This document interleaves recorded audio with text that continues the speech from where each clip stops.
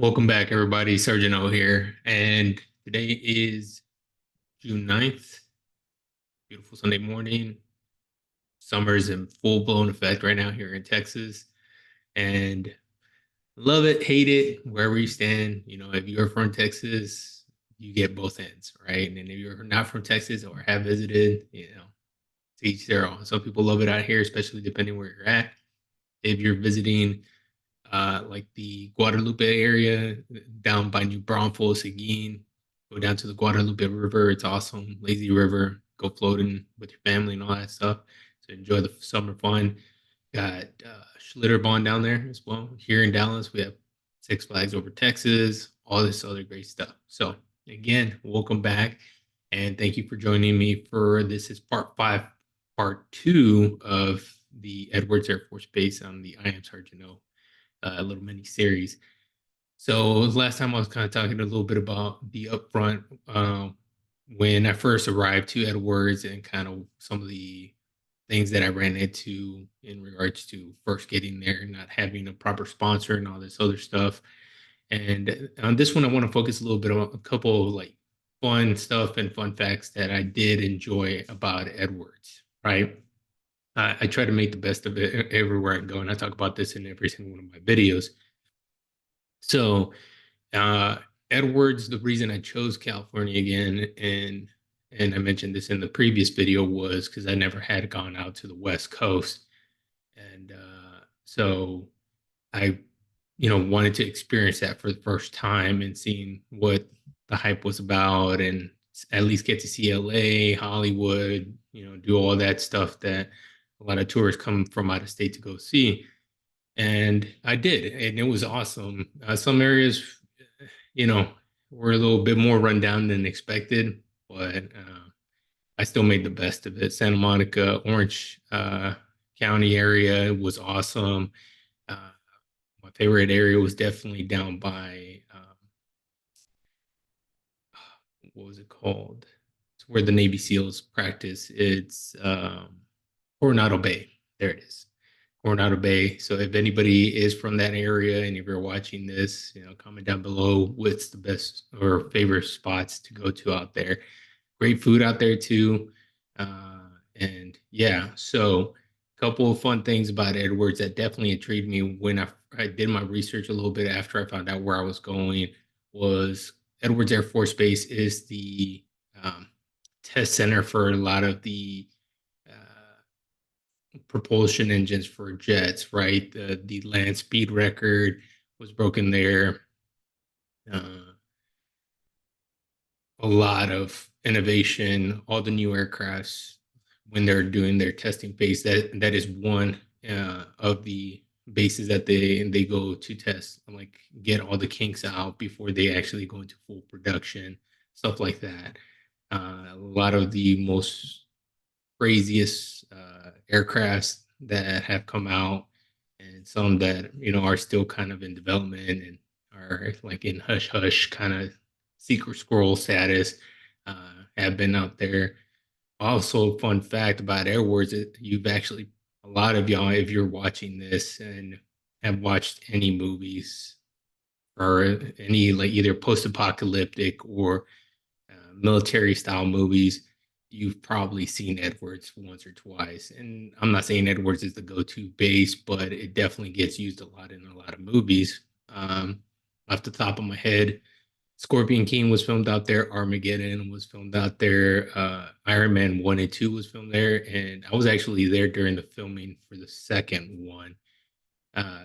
We got to slightly interact with some of the movie stars that were working on that set. What was the other one?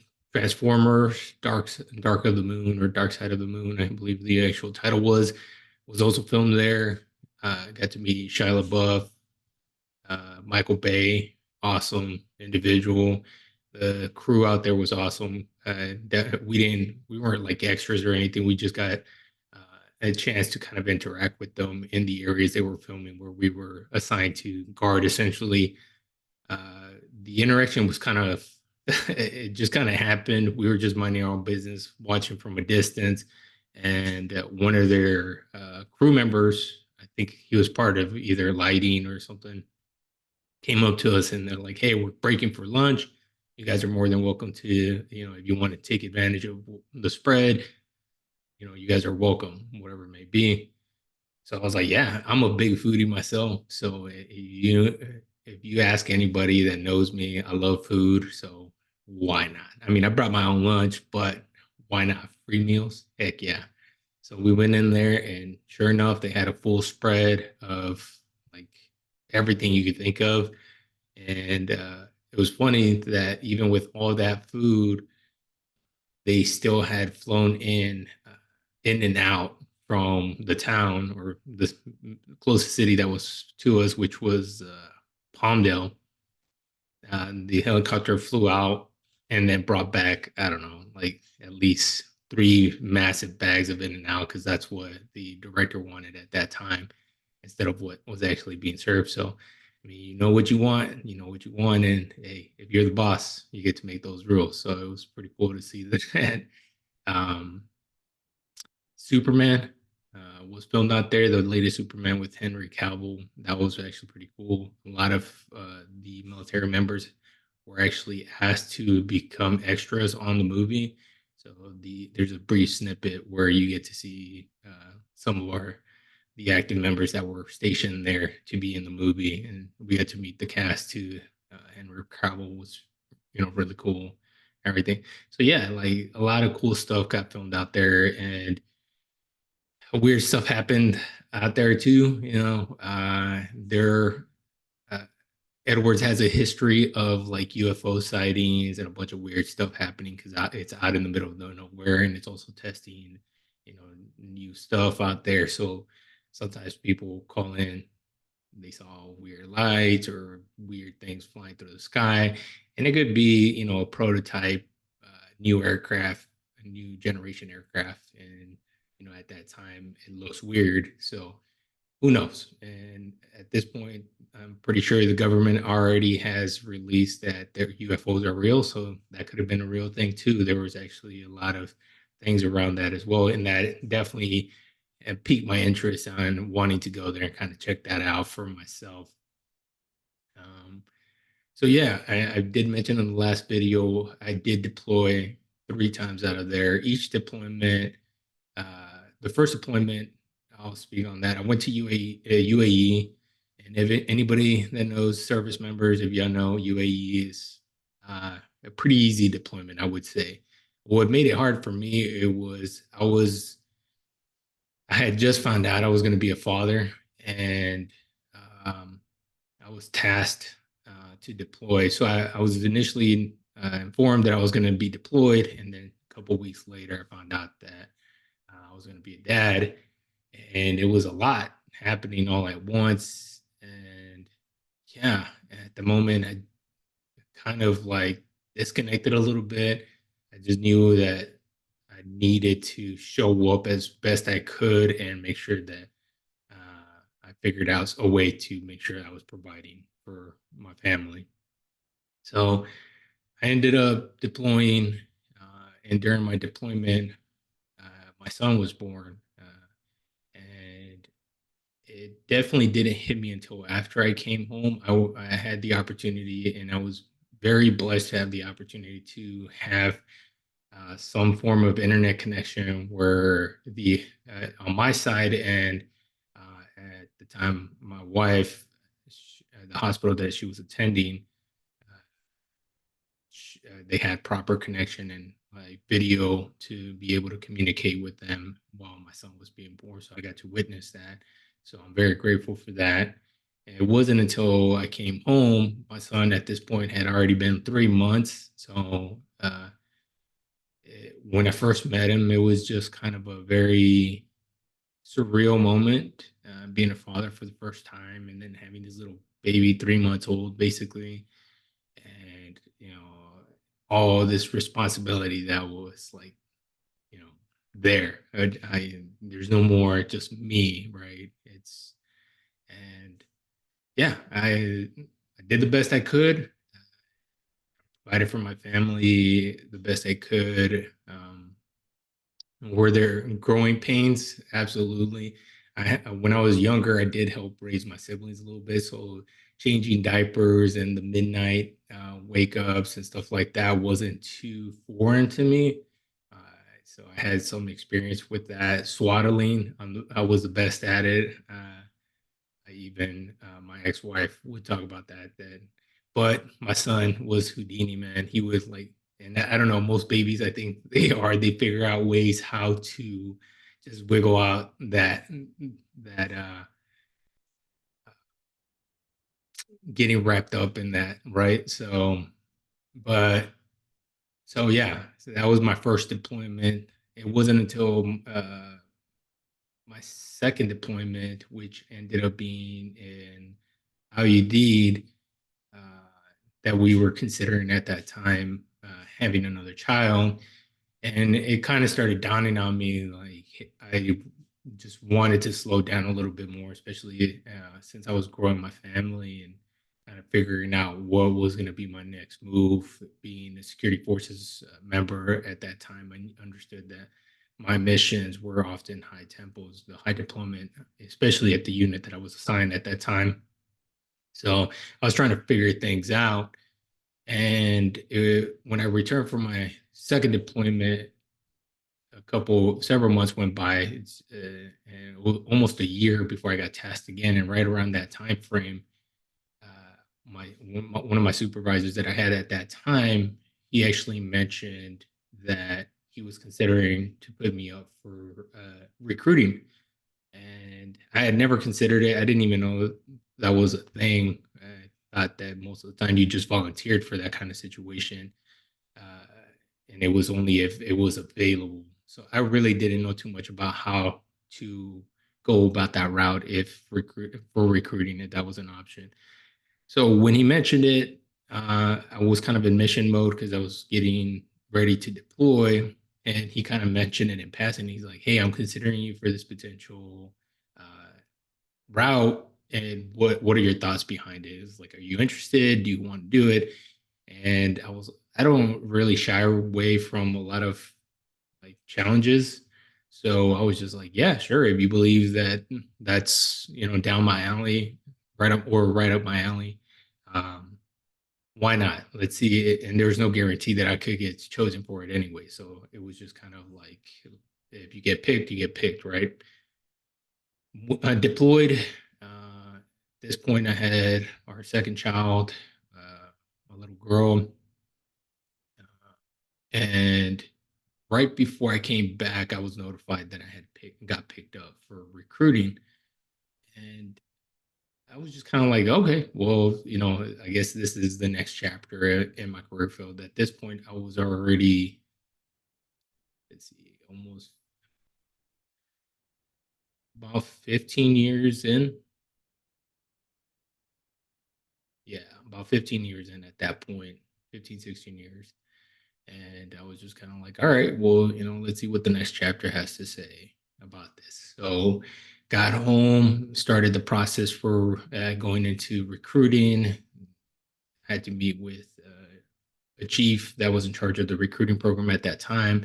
They do a Q&A. They meet with your spouse too, and just kind of let them ask their questions, concerns. Hey, your spouse is going to be in this position. These are potential interactions that you're going to have to deal with. Understand, XYZ, whatever it may be.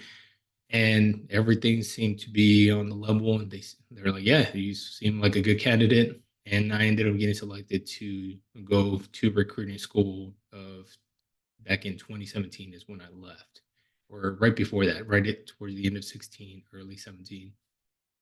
Ended up going to recruiting school uh, while I was training, and my then spouse was, getting everything organized as much as best as possible to transition over to um, Texas. Is well, yeah, I hadn't find out yet at that time where I was going. They kind of gave us a list of like, hey, here are some options of what's available, and there were several in Texas, which I was like, all right, well, most of my family is from Texas, so why not kind of try to go back there and move a little closer. That way, my family, my kids can have some interaction with each other while I'm working, and they get to at least see cousins, aunts, uncles, grandparents, and all that. But there was no guarantee, so I submitted my request, and I ended up leaving for training. Right, so back in California, everything was getting situated with housing, packing, and all that stuff. And ended I ended up coming back from training barely. So in recruiting school, I'll talk about that real quick. Can't remember how many weeks recruiting school was. And if there's any recruiters right now, I know the scheduling has changed significantly since when I went through, but I believe it was like 4, maybe 5 weeks long. And it was like the practical portions, I had the hardest time. I'm not saying they were pretty difficult. It was just my style of how I would communicate with the applicant. Wasn't how the schoolhouse was. Like, they wanted it a specific way in order to qualify me as a recruiter. And there's nothing wrong with the way recruiting taught. Everybody has their own style. It's just so you can hit the base markers in the standard to show that you're at least competent enough to do the job. Um, Recruiting school was fun. I got to meet a lot of awesome individuals from all different career fields as well. And I still keep in touch with a lot of them. They're great friends of mine. And if you're watching this, all you guys are awesome.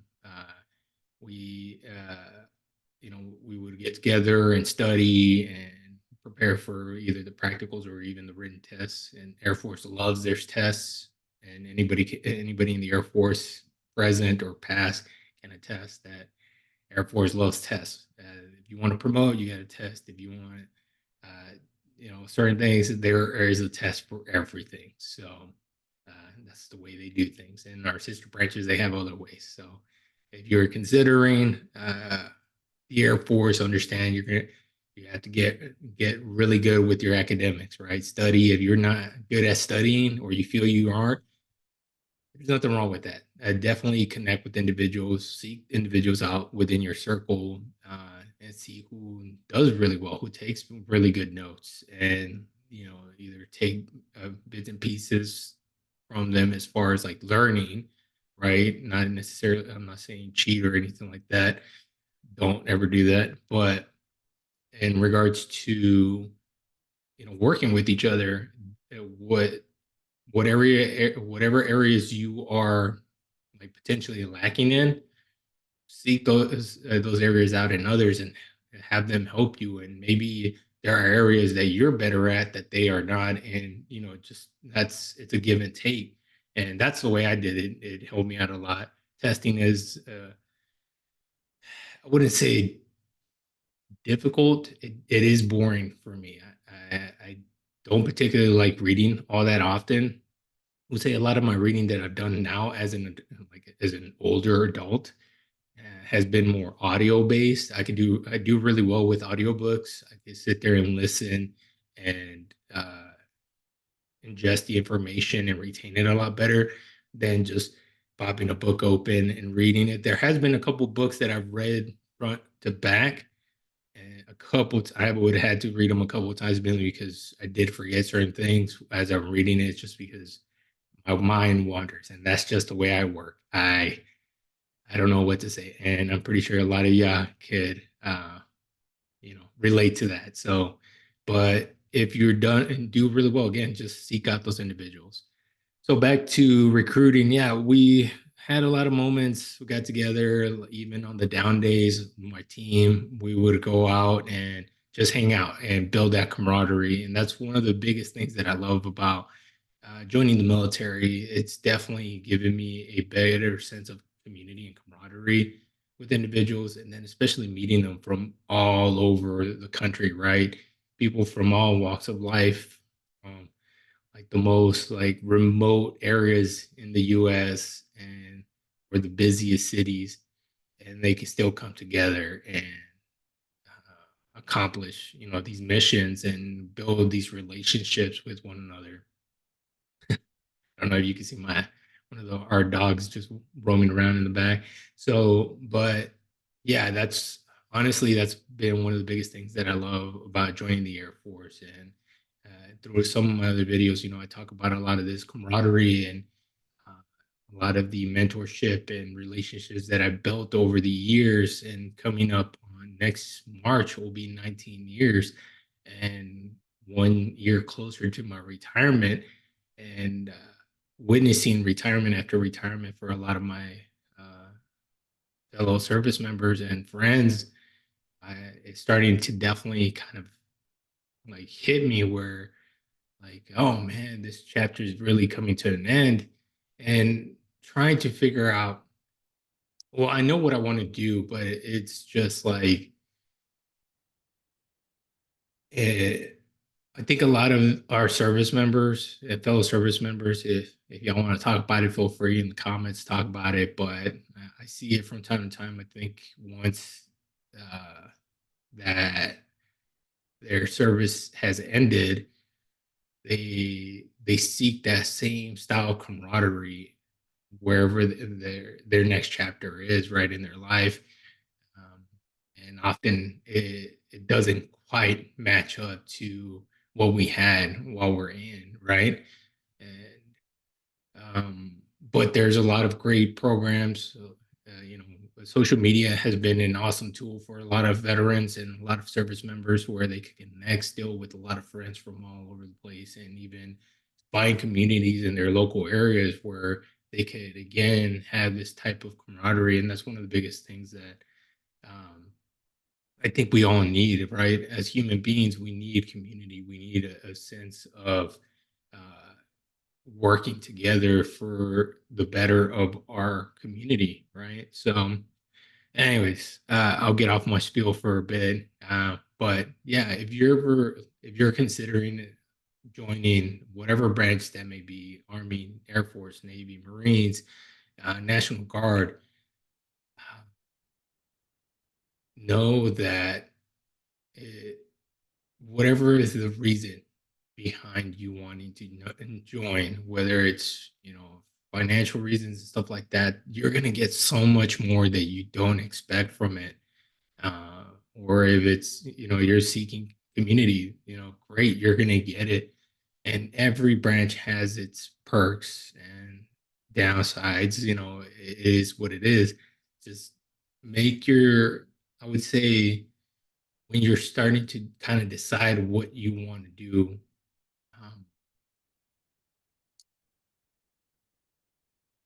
if you want to do something, just do it, but commit to it fully instead of giving up halfway through it and then say, well, no, this is like, if you didn't give it your all and you quit, I mean, it's on you at the end of the day. And if you want to have that regret and stuff that comes potentially with it, so be it. But commit to it, whatever decision, whatever branch you decide, or even if you're not looking to join, if it's your, applying for a position at a establishment locally or a big corporate company or whatever it may be, show up every single day and give it your all. And it can be difficult sometimes, whether it's you're going through personal, financial, relationship issues, showing up every single day, giving it your all. At least you can be proud of yourself and say, hey, I showed up, I gave it my all. It didn't work out the way that I wanted or the best that I thought it would come out, but I showed up. And as long as you maintain that momentum and that drive, it would definitely help you out on the back end when things change and you're past that storm in that moment in time.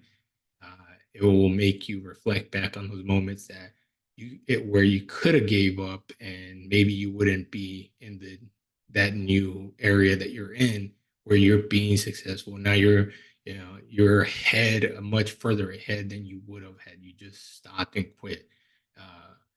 There is I can't remember the name of the book right now, but it talks about it was during the gold rush, and it basically talks about this individual that him and he got a crew together. They went out don't remember the state that they were mining in at that time.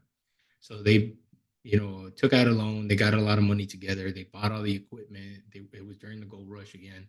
They go out and they start mining, and yeah, they get gold and everything, and they do really well for like a while, and then eventually it just stops. And they give it a couple more months, and still nothing comes out. The mines are pretty much dry at that point. And what ends up happening is that the original individuals end up selling off all the equipment to at least recover a lot of the money from the tool and equipment that they use for the mining. They ended up selling it to some local like junker guy at that time. And what he ends up doing is he ends up hiring somebody that's really good with fault lines. And I don't know if you know what those are. Check them out, Google them. That's what the internet is for. So essentially, the guy is really good at finding the fault lines and how they work. And he leverages that knowledge to go back into the mine. And then they end up figuring out that had those individuals dug only a couple more inches in, they would have hit the biggest gold mining of all time during that time frame. And why I say that is going back to what I was saying earlier, is that often we're in the midst of whatever storm we're going through in life, or whatever rut we're going through. And oftentimes people will give up. And it's those times that are the biggest test in your life, right?